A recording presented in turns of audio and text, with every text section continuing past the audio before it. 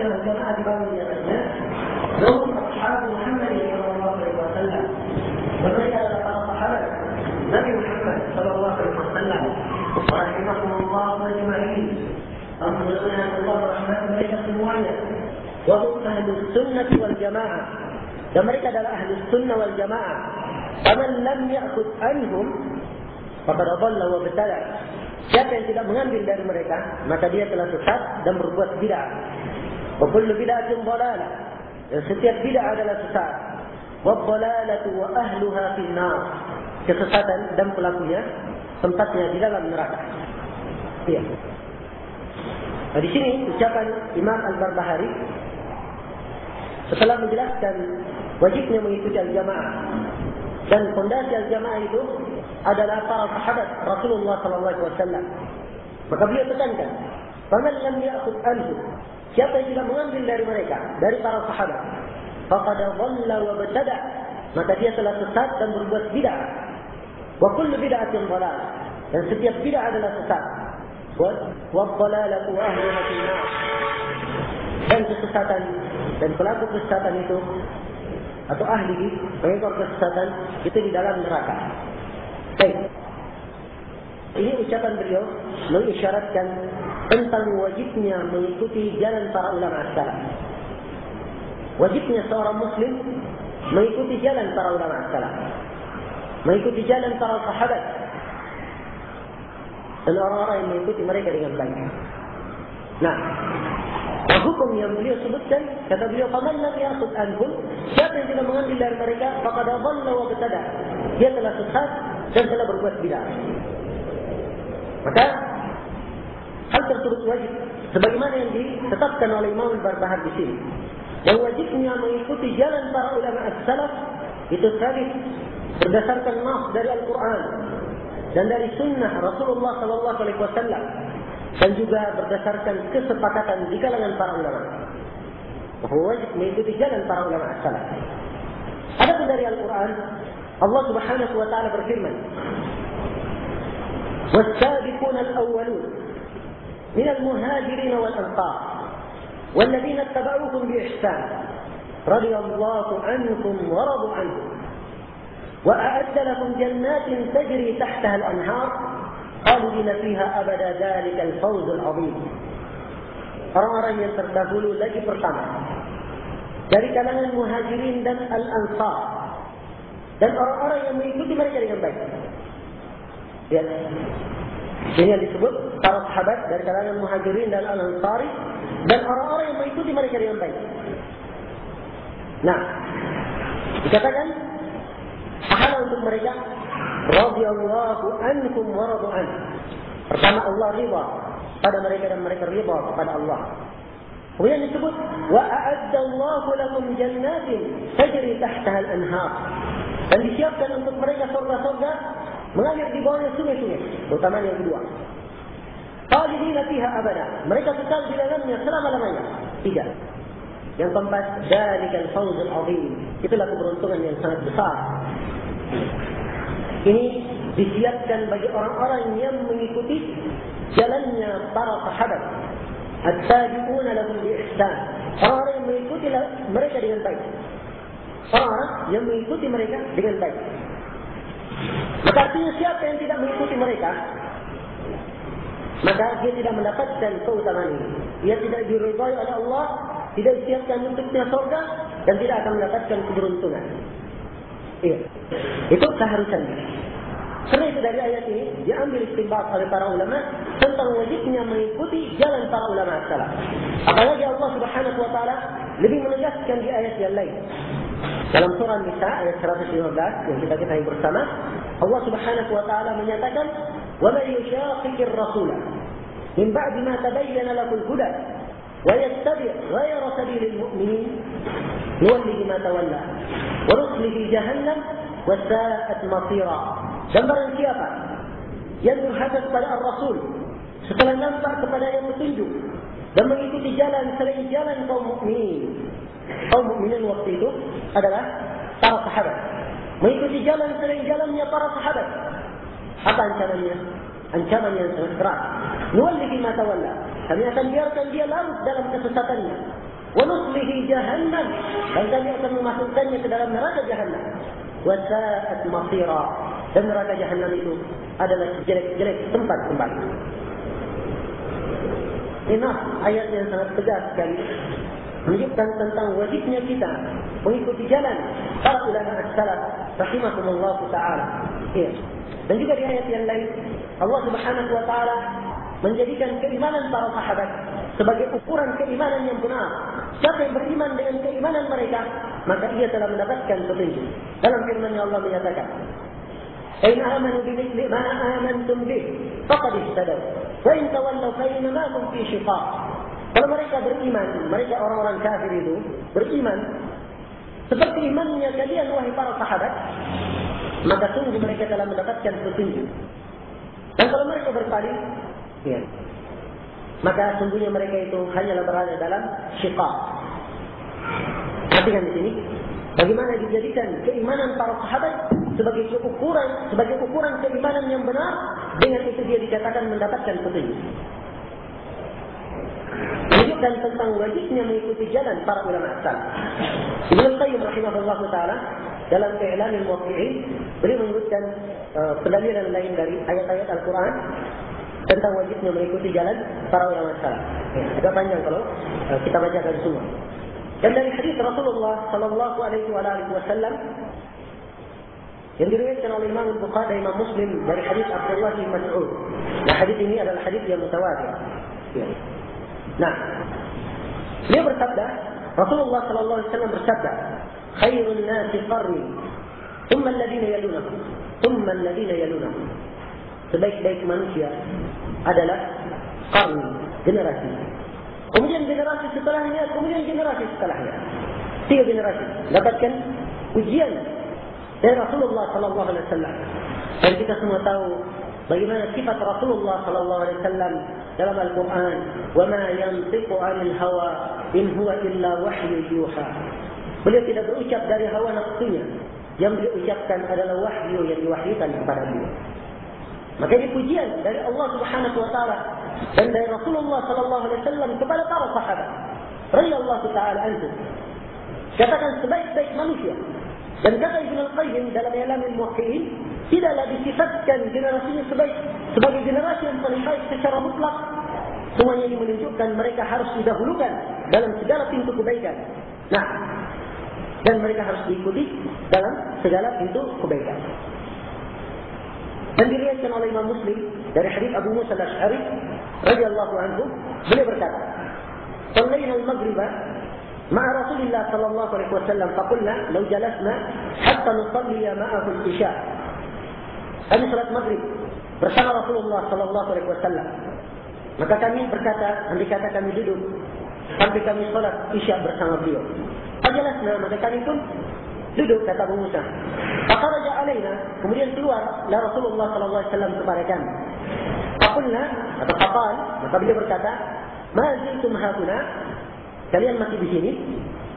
Nabi bertanya kepada para sahabat, "Kalian masih di sini?"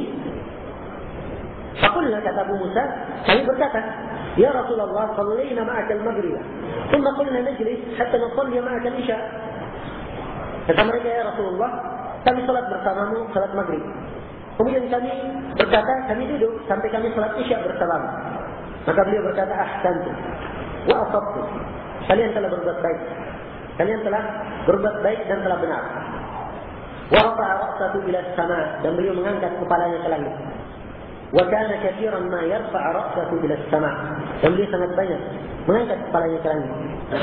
Lalu beliau berkata, "An-nujumu amanatun lis-sama'."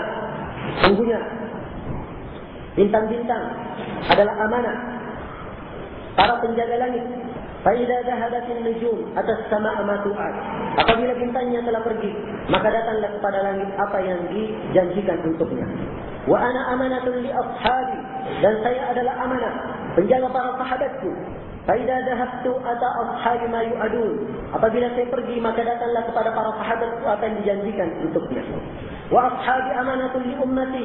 Fa'idha dhahaba ashabi ata ummati ma yu'adun. Dan para sahabatku adalah amanah penjaga umatku. Apabila mereka para sahabatku pergi, maka datanglah kepada umatku apa yang dijanjikan untuk mereka. Lihat, bagaimana pensifatan para sahabat sifatkan oleh Rasulullah SAW terhadap umatnya sedemikian rupa. Menunjukkan bahawa mengikuti jejak mereka adalah perkara yang wajibun muhattamun lazim, perkara yang harus dan telah ditentukan. Nah, maka seluruh dalil ini menunjukkan bahawa mengikuti jalan para ulama as-salaf bukan bersifat alternatif, boleh pilih, boleh ikut, boleh tidak. Tapi hukumnya adalah wajib. Siapa yang tidak ikut di dalamnya, tidak mengikuti jejaknya para sahabat, maka hukumnya seperti yang dikatakan oleh Imam Al-Barbahari, faqad dhalla wa ibtada. Dia telah sesat dan dia telah berbuat bid'ah. Karena itu, Ibnu Qudamah di dalam kitab beliau Dhammut Ta'wil, beliau menukil ijma' di kalangan para ulama bahawa para ulama sepakat tentang wajibnya mengikuti jalan para ulama salaf. Dan kita semua tahu siapa Ibnu Qudamah, ahli fikih yang terkenal itu, yang sangat mengerti ucapan-ucapan para ulama di berbagai negeri dan zaman-zaman yang telah lalu. Yang beliau menukil ijma' kesepakatan, sebab beliau tidak mengetahui di kalangan para ulama yang dianggap ada yang memiliki tentang wajibnya mengikuti jalan para ulama salaf. Para sahabat Rasulullah adalah manusia pilihan, dipilih oleh Allah untuk menemani Rasulullah, sebagaimana Rasulullah adalah manusia pilihan. Nah, maka tentunya tidak dipilih oleh Allah Subhanahu wa taala kecuali mereka ini telah disiapkan untuk menjadi hujjah terhadap kaum muslimin. Karena itu, mengikuti jejak para ulama as-salaf, jejak para sahabat radhiyallahu taala anhum adalah perkara yang wajib. Karena itu kata Imam Al-Barbahari di sini, "Faman lam ya'khudh anhum faqad dhalla wa ibtada." Siapa yang tidak mengambil dari mereka, maka dia telah sesat dan berbuat bid'ah.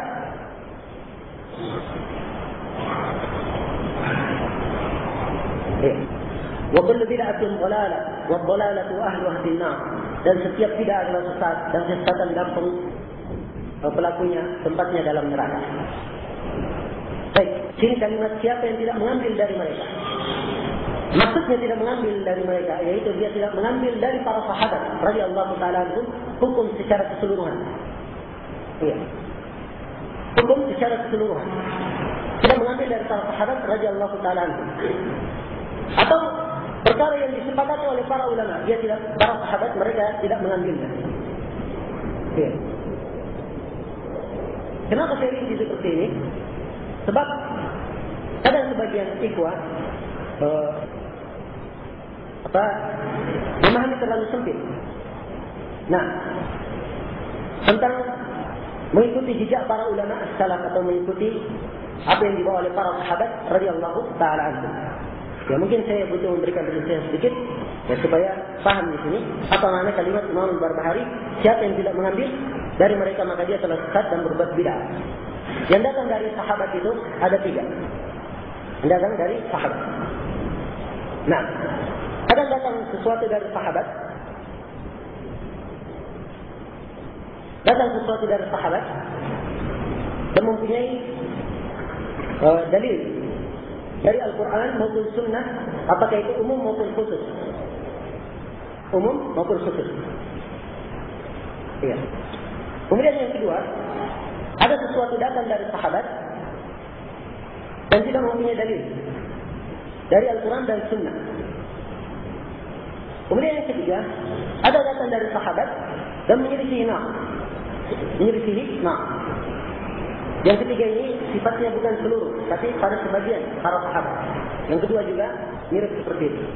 Rinciannya sebagai berikut untuk lebih detailnya. Jadi yang pertama, ada yang datang dari sahabat. Datang dari sahabat, apakah itu ucapan atau perbuatan, dan mempunyai dalil dari Al-Quran dan Sunnah. Kalau mempunyai dalil dari Al-Quran dan Sunnah dan para sahabat sepakat di atasnya, dalam masalah ada ijtihad di dalamnya atau tidak ada ijtihad, maka yang seperti ini kita wajib mengikuti.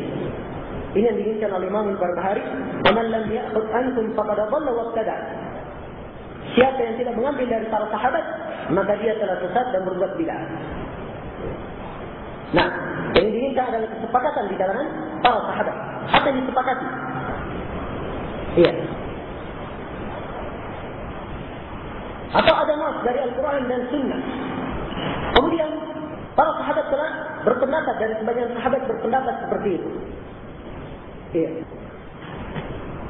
Nah, maka yang seperti ini juga harusnya seorang muslim mengikutinya. Kemudian bentuk yang ketiga, datang dari para sahabat, ucapan maupun perbuatan ada dalilnya. Tapi para sahabat sendiri berselisih dalam masalah tersebut. Sebagian para sahabat berpendapat begini, dan sahabat yang lain berpendapat lainnya. Anggaplah misalnya seperti peristiwa Bani Qurairah. Nah, kata Nabi sallallahu alaihi wasallam, "La yusalliyanna al-asr ahadun illa fi Bani Qurairah." Jangan sekali-sekali ada yang salat asar kecuali di Bani Qurairah.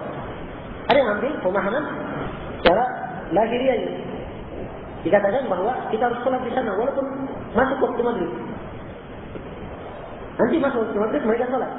Ada yang memahami nggak seperti itu, maksudnya Nabi supaya kita segera saja, misalkan di sana masih masuk waktu asar kita salat.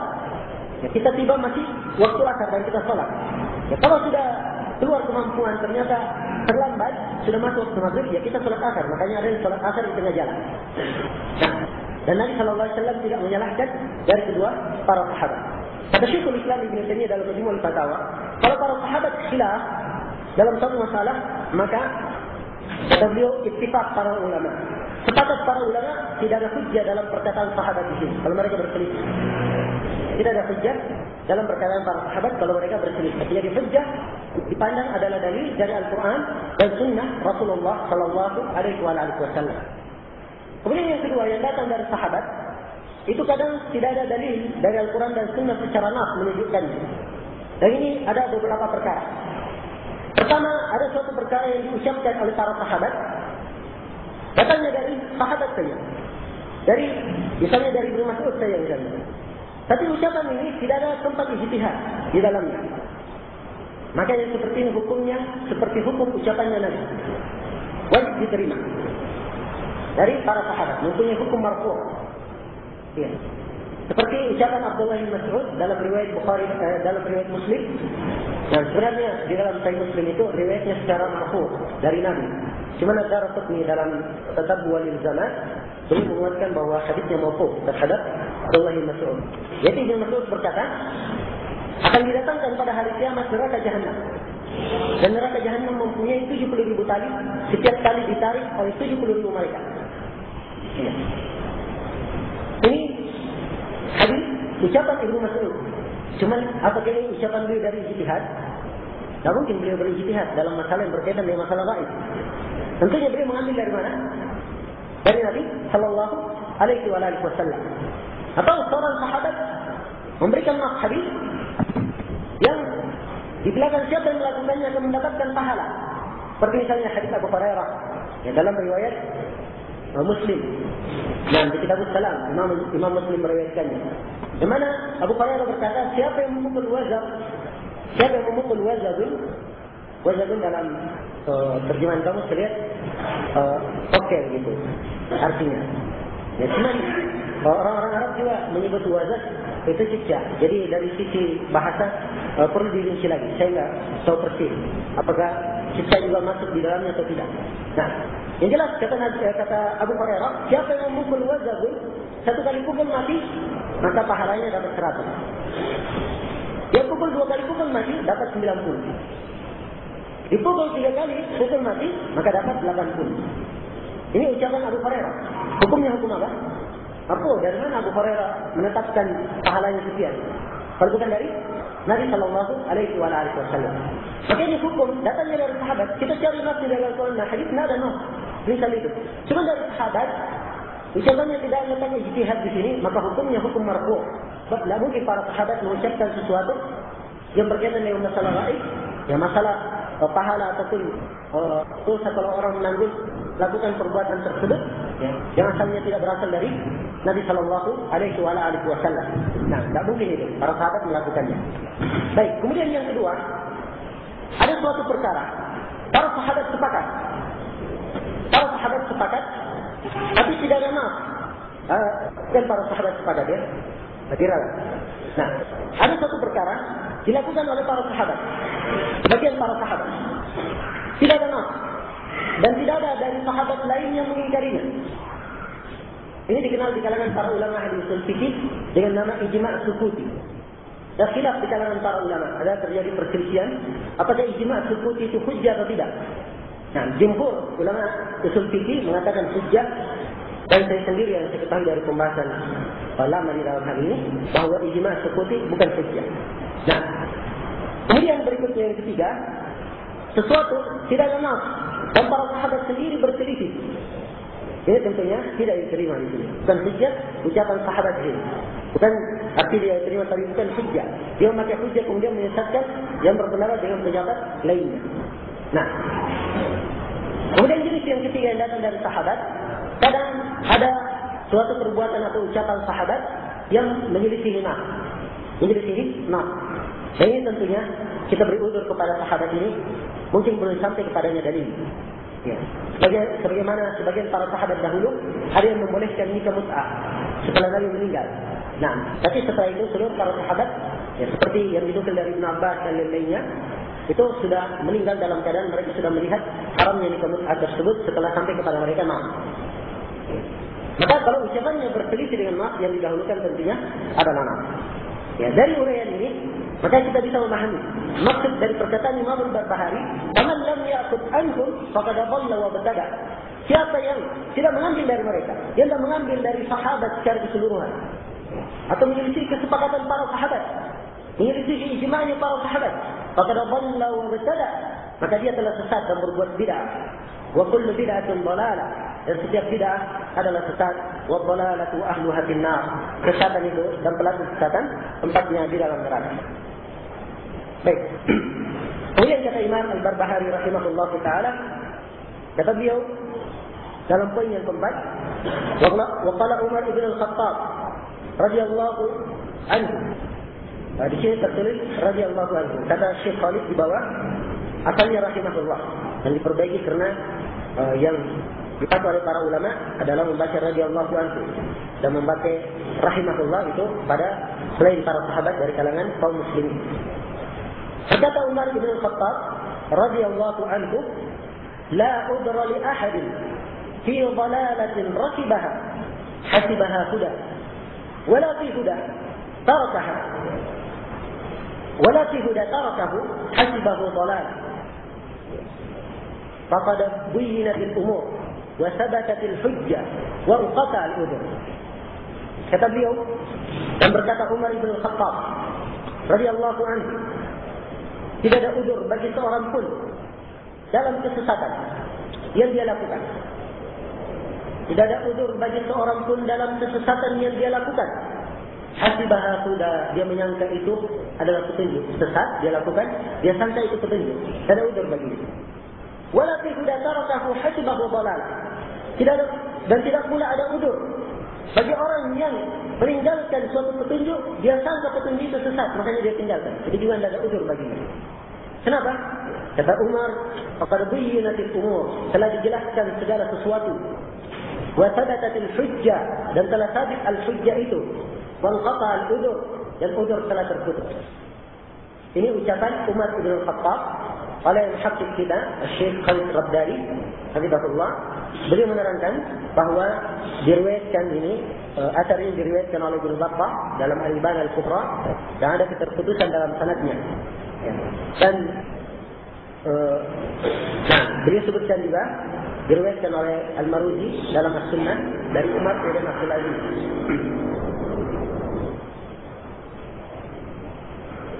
Baik.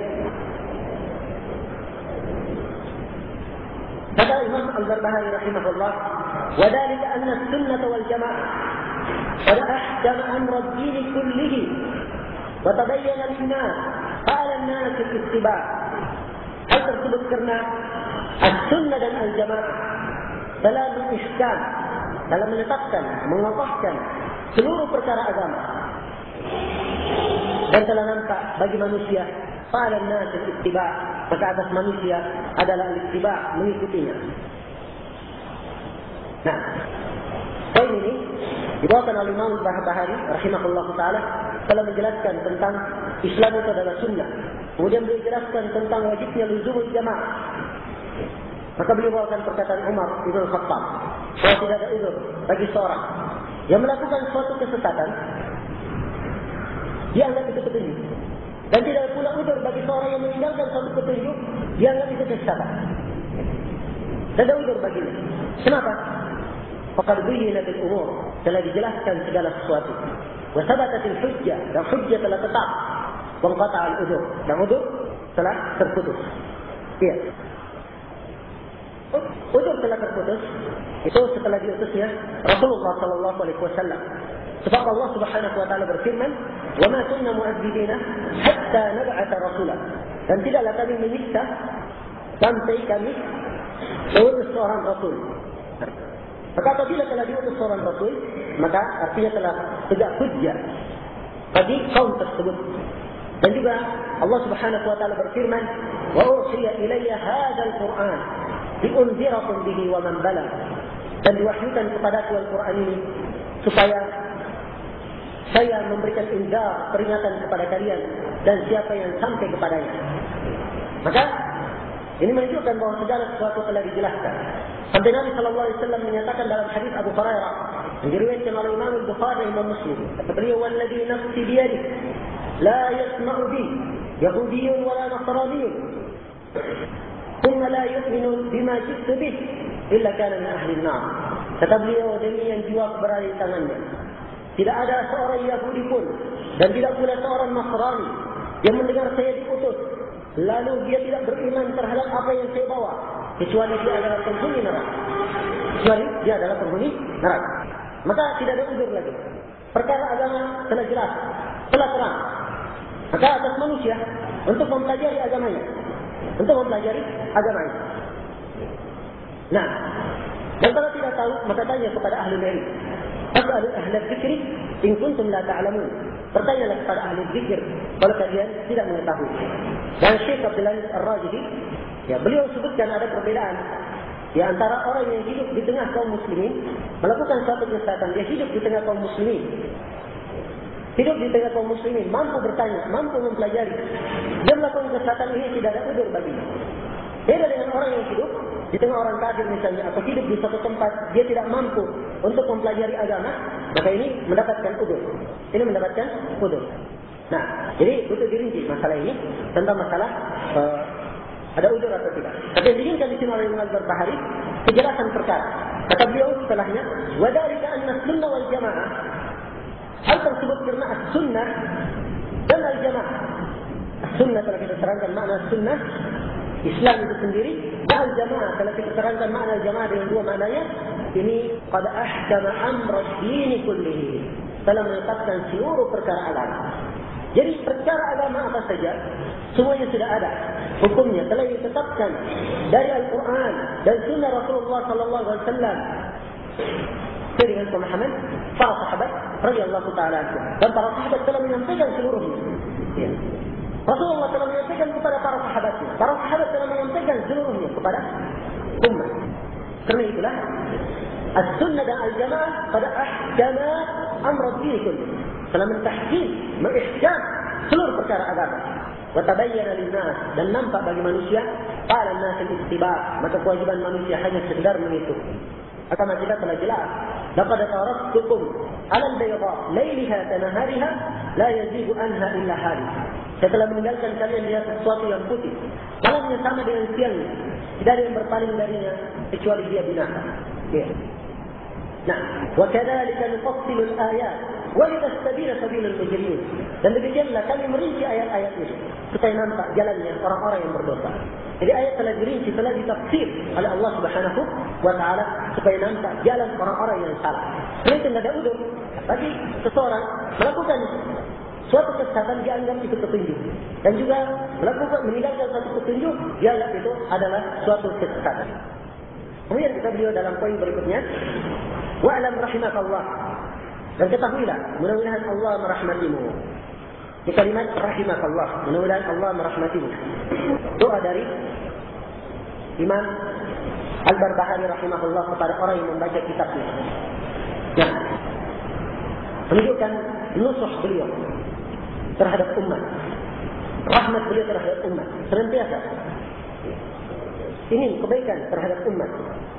Ini hendaknya menjadi sifat seorang muslim, apalagi seorang dai. Ya. Dia berbicara untuk kebaikan terhadap umat, bukan untuk membela dirinya dan bukan pula untuk membela kelompoknya dan lainnya, tetapi adalah kebaikan dan rahmat bagi umat. Lihat betapa indahnya. Wa'lam rahimakallah. Ketahuilah mudah-mudahan Allah merahmatimu. An-Nabi, sungguhnya agama, innama ja'a min qibalillahi tabaraka wa ta'ala. Sungguhnya agama itu datangnya dari sisi Allah tabaraka wa ta'ala. Walam yudha ala uqulir rijal wa ara'ihim. Agama itu tidak diletakkan di atas akal-akal para lelaki dan pendapat-pendapat mereka. Wa ilmuhu 'inda Allah wa 'inda rasulih. Dan ilmunya di sisi Allah dan di sisi Rasulnya. Fala tattabi' syai'an bihawa. Maka janganlah kamu mengikuti sesuatu apapun dengan hawa nafsumu. Fatamraqa min ad-din. Maka kamu keluar dari agama. Fatakhrija min al-Islam. Lantas kamu keluar dari Islam. Fa innahu la hujjata laka. Sungguhnya tidak ada hujjah bagi kamu. Faqad bayyana Rasulullah sallallahu alaihi wasallam li ummatihi sunnah. Sungguh Rasulullah sallallahu alaihi wasallam telah menerangkan sunnah itu kepada umatnya. Wa awdahaha li ashabi, dan beliau menerangkannya, menjelaskannya kepada para sahabatnya. Wa humul jamaah, dan para sahabat itu adalah al-jamaah. Wa humus sawad al-a'zam, dan mereka adalah as-sawad al-a'zam, kelompok yang besar. As-sawad al-a'zam al-haqq wa ahluh, dan as-sawad al-a'zam itu kebenaran dan pengikutnya. Wa man khalaqa ashab Rasulillah sallallahu alaihi wasallam fi syai'in min amri din faqad kafara. Siapa yang menyelisihi para sahabat Rasulullah sallallahu alaihi wasallam dalam perkara apapun dari perkara agama, dia telah kafir. Baik.